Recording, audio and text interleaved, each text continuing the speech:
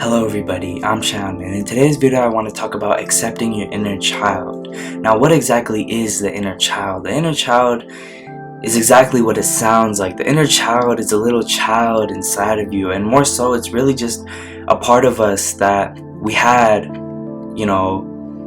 remembering emotions, feelings, events before our brain could really even process anything that's really going on. That is our inner child, and our inner child really notices things that may have gone unnoticed, right? Like your inner child feels proud to start new things. Your inner child feels hurt when betrayed. That's your inner child that really feels those certain emotions and certain events, because that is just a part of you that every human has. And a lot of us have our inner child hurt so much that it's so shoved deep down that we lose our sense of our inner child, and this is how we become far away from who we truly are, because essentially our inner child is a huge part of us, and if we don't have a sense of that, if we don't have that healed, we really don't know who we are, right? Because we're not connecting with all parts of ourselves, and an inner child is a major part of ourselves. So when our inner child is healing, we need to listen to it and accept it, because it can get in the way of your life.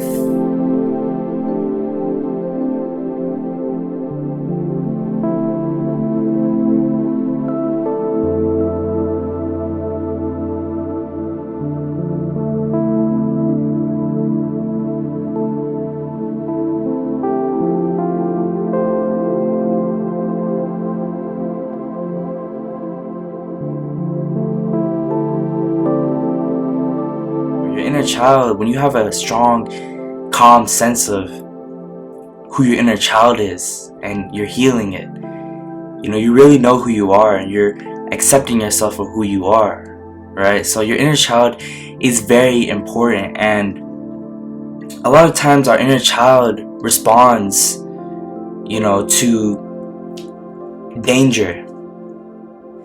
He doesn't want to do certain things. Like I said, your inner child will avoid certain people, certain places, and this makes it avoid these things because it's essentially the danger the inner child feels. And this could be based off of trauma, off of past experiences where your inner child wanted to feel the feelings that it wanted to feel, but it just couldn't, right? Like I said, your inner child is basically your key to being open, right? Your inner child is what feels everything, what feels the warmth of hugging somebody. It notices the little things.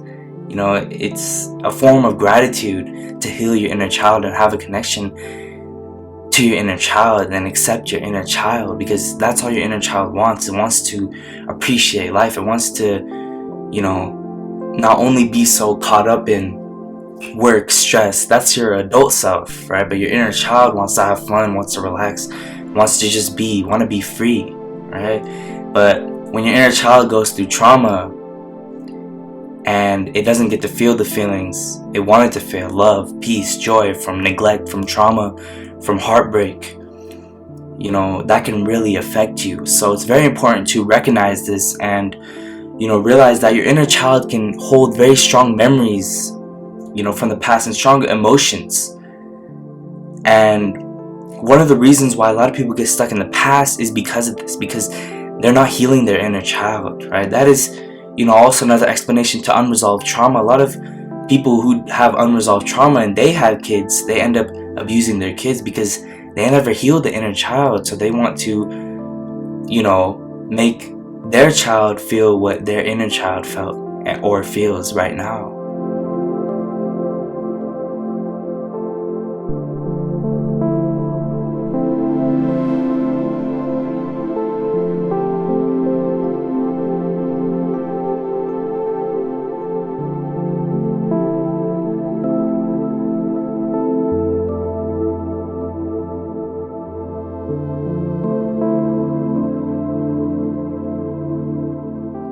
To start the healing process, it's very essential to heal the inner child. And the inner child a lot of times doesn't know the now, right? The inner child doesn't know that you're an adult now. Like I said, the inner child wanted to feel these feelings, but when it doesn't get these feelings, right, when it gets neglected or betrayed or hurt, right, that can really affect someone's mental health, because now your inner child only knows that, right? That really affects that part of you, those type of things: heartbreak, trauma, neglect. And when your inner child feels that, it basically balls up and curls up. And like I said, a lot of strong people, calm people, have a good sense of their inner child. And the inner child, like I said, doesn't know the now, right? It only knows what it went through, right? So when you're going through things as an adult, and you feel certain things, certain emotions that may be coming from the past, that's really your inner child acting up. It's trying to take over. And it's very important to not fight this. It's very important to listen to this, because if you fight this, you're basically denying your inner child again. You're denying a part of yourself. And so you really have to find a connection between your adult self and your inner child. And that's how you'll be able to live in the now and live just peacefully in general. But a lot of adults never get over their parents who abused them, because their inner child was so hurt because it expected the love that they never really got. So your inner child can hold you back, especially if you went through abuse as a child: emotional abuse, physical abuse, neglect, right? If you went through abuse as a child and or trauma, right, and danger or instability, right, that's when your inner child will really hold you back in the future, right? That's how trauma comes back for you, right? Because your inner child starts to act up. This is all very key to really heal trauma, especially if you went through childhood trauma and you're trying to heal from it as an adult or as a teenager, like me. But it can have a huge toll on your brain, and make you really dysregulate the past from the now.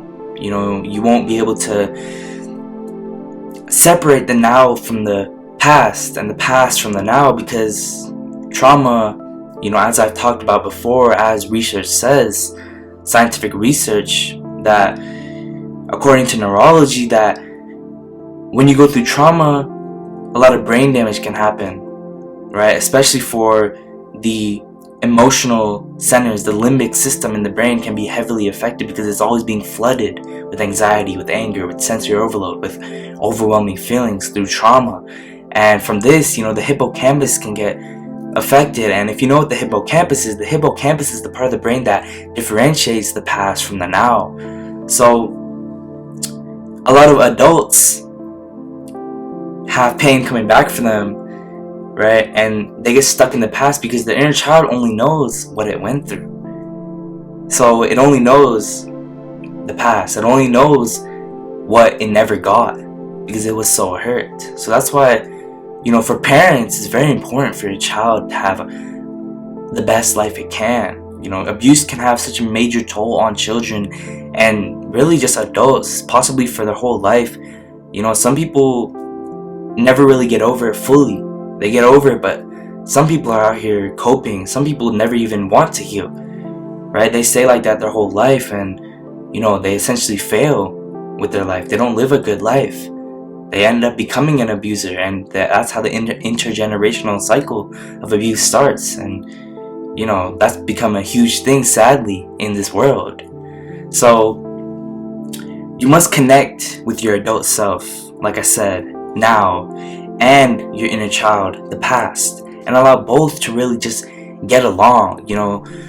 Allow your adult self to understand your inner child, and allow your inner child to understand your adult self. Allow yourself to understand the past and the now. Allow yourself to let the past see the now, and let the now see the past, right? You gotta do both sides. See, the inner child cannot only ask for the adult, and the adult neglects the inner child. That's the same thing, right?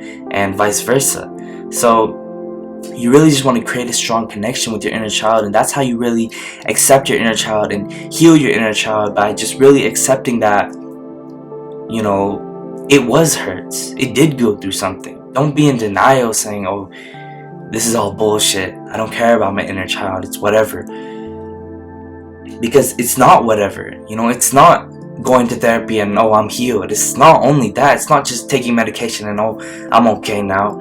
It's so much more than that. There's such a vast complexity to healing from trauma that can be so different for everybody. It's so important that you specifically do your work and dive deep in. You know, don't only focus on the out. That was a problem I had early on when starting my healing process, or trying to start my healing process, is that I was only focusing on what I'm doing outside. It doesn't matter if I make YouTube videos. It doesn't matter if I go to school. It doesn't matter if I have bad grades or good grades. It doesn't matter who I'm around, right? I mean, obviously it does matter who I'm around, but it doesn't matter about the external as much as it does from the internal, because from the internal will the only external be good.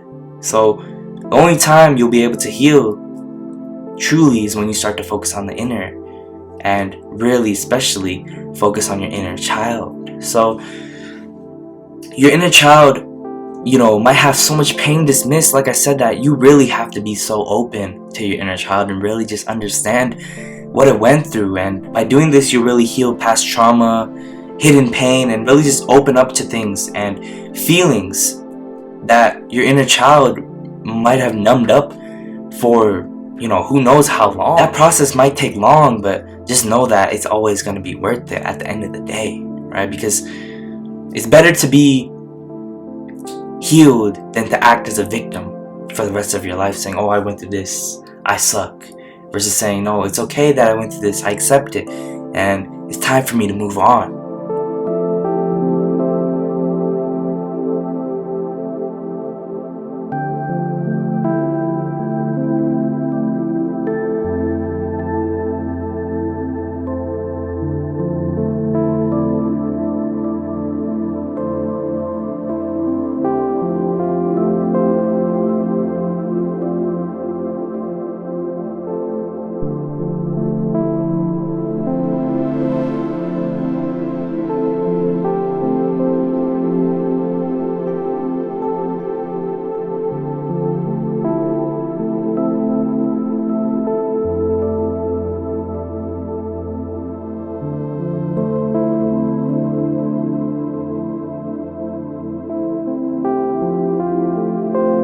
Healing your inner child can help set personal boundaries, and really can help you have better relationships, and really just, like I said, help you be a better parent, especially if you're an adult trying to heal your inner child. And you know, it's very essential for parenting that you have a healed inner child, because if you don't have a healed inner child and you're trying to parent a child, you're going to end up throwing that trauma onto that child, right? So one thing that's key for becoming a parent, you know, is to really make sure all your trauma is resolved. Because how long can one really go saying, I can't heal? You know, there always has to be an excuse, it seems like, but no excuse will be valid. There's no excuse to be a bad person. There's no excuse to be, you know, fine with being depressed and being sorry and being angry all the time. You must heal, because it's so vital and so important in life. You know, you don't want the intergenerational cycle to start again, and abuse seems to continue in families until one person says, no, I'm done with this, and I'm walking out, and I'm changing my life. It's all about separating, like I said, the past from now, and becoming who you truly are. And one big step of that is to heal your inner child. And lastly, success is not how much money you have. Success is not how much cars you have, how much clothes you have, how much shoes you have. Success is really just to have a healed inner child, and to really just be healed in general, right? That is true success. You know, true strong people, true healed people, true calm people, true confident people have a healed inner child, and just have a healed internal self. They're not insecure. They're not, you know, running away from their pain. They're accepting it, and it's all really just about being in acceptance, being in the moment, and being in love with yourself first before you can be in love with others. You matter too, right? So include yourself before you include others, and by doing this, you'll appreciate life so much more. And like I always say, healing will always lead to freedom. So healing your inner child will lead you to be truly free.